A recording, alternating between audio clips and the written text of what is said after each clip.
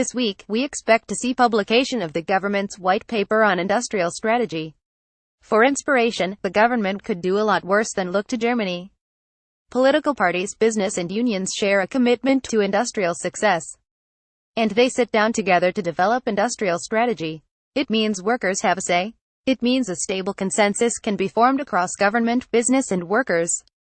And it makes it as possible to look decades ahead and plan for the long-term success of the economy. Some of our long-term challenges and opportunities are already very clear.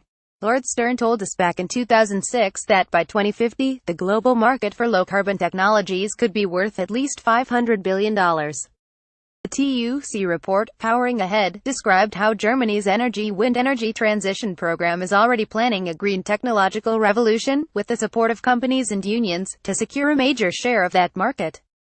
Next week's industrial strategy must consider, how can we bring a share of that wealth to the UK? Britain could create great new jobs, and powerful new industries, through action to meet climate change targets if we develop our green technology sectors in the same way. When digital technologies such as artificial intelligence and the Internet of Things are discussed in the UK, it is usually alongside the dystopian fear of robots taking our jobs. But a German white paper on the future of work, to which businesses, unions, churches and other interested parties contributed, focused on how the drive towards digital technology can proceed without net job losses. At Airbus in Germany, management and unions have reached an agreement to ensure no worker loses their job, or suffers a pay cut because of digitalization. It challenges both the employer and unions. Managers can't take the easy option of firing workers replaced by automation. They must instead think creatively about retraining and redeployment that can add value. And unions must be flexible and creative too, safe in the knowledge that while work might change, their members' jobs are secure. Germany also has a hugely impressive vocational training system, which has been established for decades. But Britain lags behind the EU average for investment and training for workers and job seekers. We need to catch up. What ties all this together is Germany's social partnership approach. Unions work with companies and government to plan industrial development. If Airbus cannot simply fire workers whose jobs might be threatened by robots, it's because unions use their seat at the table to demand that management aims higher. If German apprenticeships are world-class, it's because unions help to set the standard, ensuring that quality remains high. German unions remain independent and focused on their members' interests. Yes, they work alongside management, sometimes supporting them. But they also challenge them, and sometimes they resist them. The benefits are there for all to see. Germany is Europe's powerhouse economy, developing green industries, providing new wealth and delivering good jobs for workers.